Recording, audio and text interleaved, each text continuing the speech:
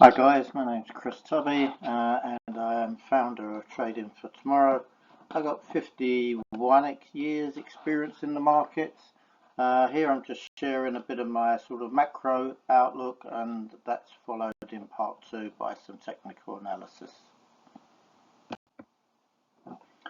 Okay, so well, if we look back at last week, as I like to, wow, what a week it was. I mean, especially just even Friday on its own.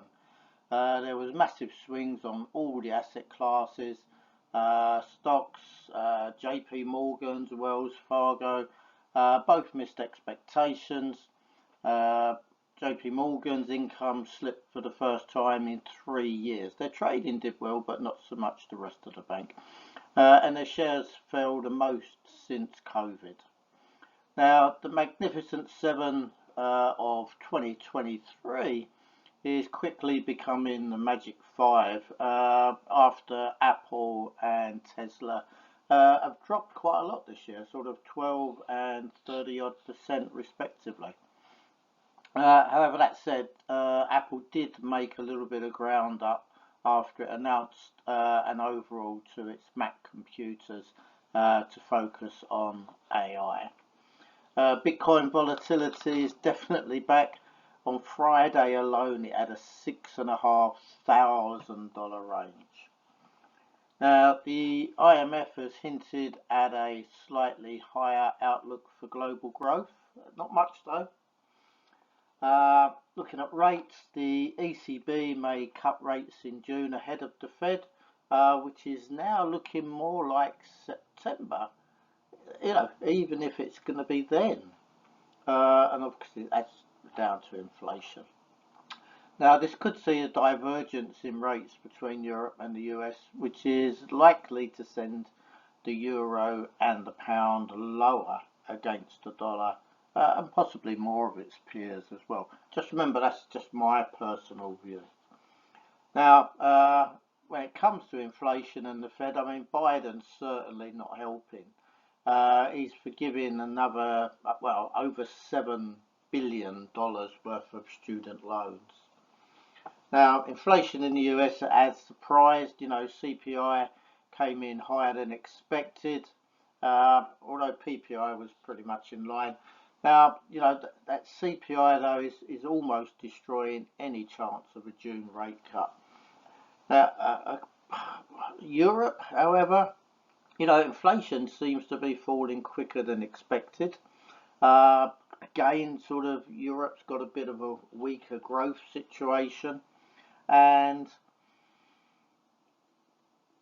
really, I suppose you can say that the ECB and possibly even the Bank of England may cut ahead of the Fed now. Obviously, everyone was expecting the Fed to be first, and the tables are turning.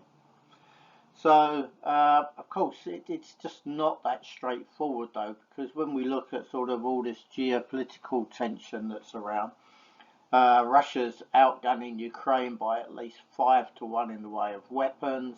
It's expected to increase as well. And unless allies sort of solve their political obstacles, especially in the EU and certainly the US, to get those financial and weapons support to Ukraine as soon as possible. There's just too much at stake to sort of allow Russia to overrun Ukraine. The Israel-Hamas war, it looked as though it was going to be calming down. Israel was pulling troops back. Unfortunately, the Israeli attack on the Iranian embassy in Syria.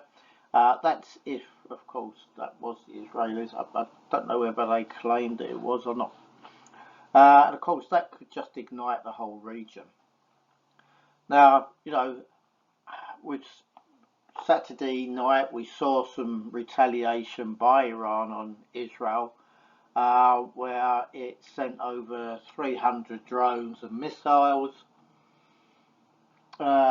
from various sites into Israel. Now, I would say that most of them were shot down by Israel, UK, and US. But again, Iran says that's it, but is it really?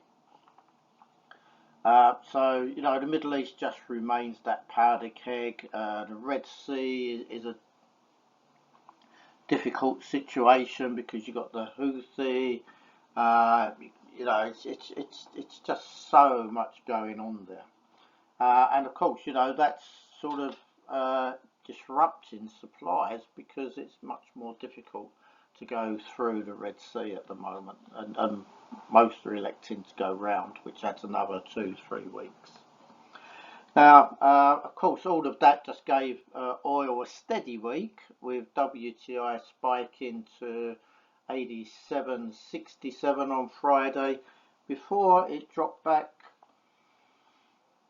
$2 by the close.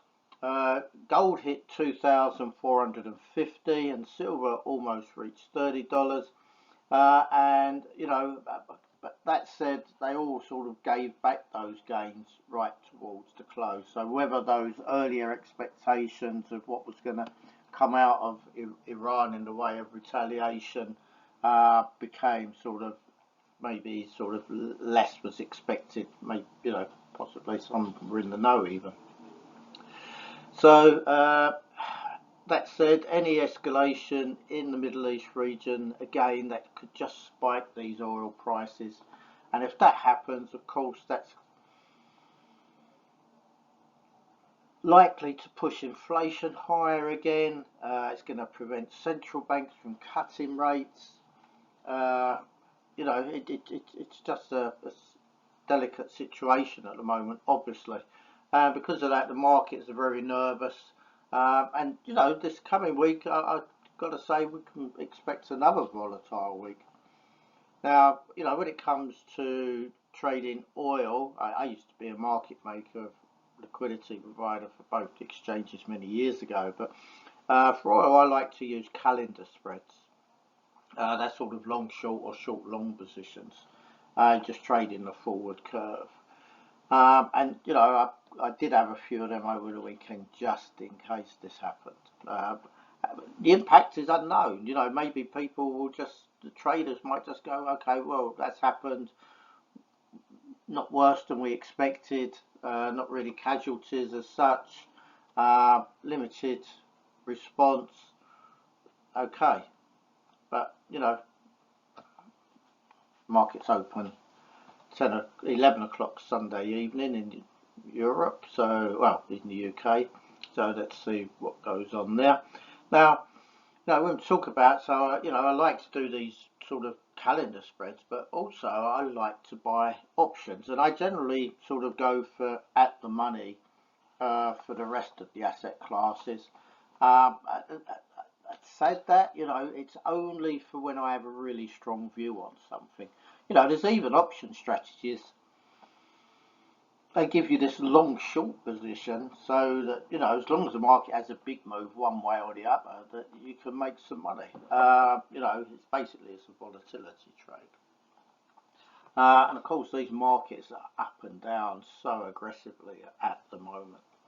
Now, if it comes to that, I do provide a one-day workshop on how to trade options, and I do simplify using them. So, look on my website and you'll see details of that. And also, some economists believe that China could be heading sort of into Japanese-style stagnation. And, just look how long it took Japan to escape that. That's if they really have, of course. Now, China cannot rely constantly on exports, and this is sort of really a problem. They need to sort of generate much more in the way of domestic growth, again, just through increasing domestic demand. And if you look at the data last week, China's exports shrank 7.5% in dollar terms, and that was more than that was expected in March. And for me, that's because they continue to lose more and more business to India, possibly other Asian countries as well, but definitely India. Now, this week we've got some key data that includes US retail sales, UK inflation data, inflation data from Japan, and there's an absolute deluge of data coming out of China. So anyway, that's pretty much it for the macro outlook from me for this week. I hope you enjoy these. Love to get some feedback. Feel free to reach out. Let me know if you like these, if there's anything added you'd like. And now I'm going to move on to part 2, which is my technical analysis on some of the products that I trade. Now, I just want to sort of just talk a little bit here about my services that I offer. So there's a daily newsletter that includes global news, headlines, my views, full articles. That is a subscription service. There's one-day workshops. This will help you to discover if trading could be your next career or even just a second income. Otherwise, maybe you're already trading, but there's a few gaps that you'd like to fill in, and I can help you with that because that will accelerate your trading and your performance.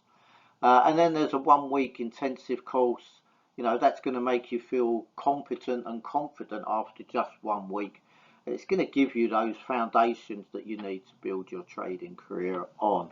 And, if you've got that in a trader, we'll find it. And now that does also include a free trading challenge. Then I do a Flexi Masterclass, which includes 6 weeks of guided learning.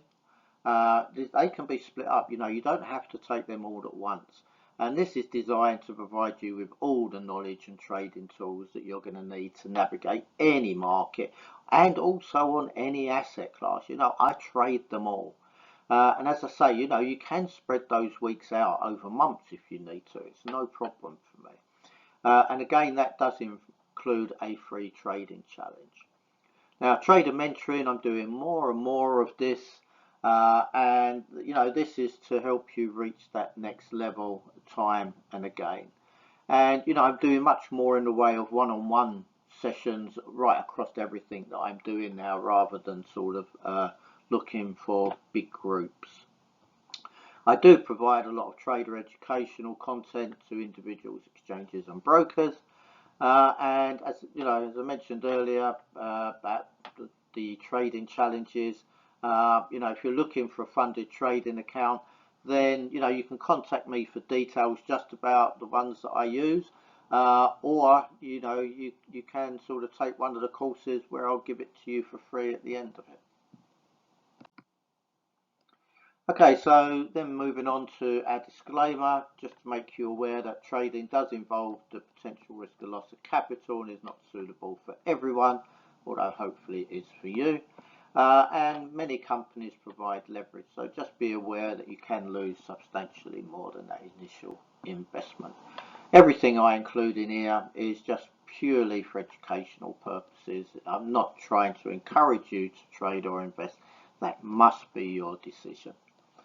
And of course, before you make that decision, you've got to consider the risks involved, definitely your financial situation, your level of experience, and your risk appetite.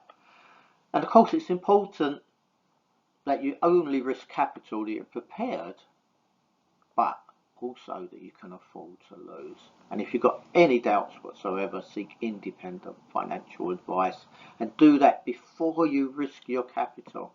So many people come and find me after they lost money, which is sad. They should come to me before. And yeah, so listen, that's it for part 1. I hope to see you in part 2, where I'm going to do some technical analysis.